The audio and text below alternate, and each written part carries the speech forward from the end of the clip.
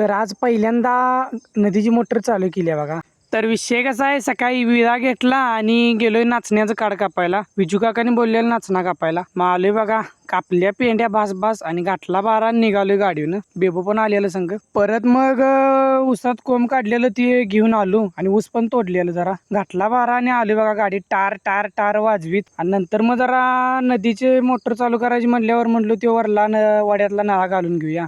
ते नळा बसवला, झाला नळा बसवून, भेंडावलं नळा घालून. आणि नंतर मग मिस्त्रीने बोलवलं आणि केली मोटर चालू. दुधा आणि आलू परत पाणी लावायला लावले बघा. खोरं घेतलं या, लावलं ऊसाला पाणी. ऊस पाक वाळून गेले. ते काय करायचं शेतकऱ्यांनी. मित्रांनो, आत्ता तरी आपल्या चॅनलला फॉलो सबस्क्राईब करा की.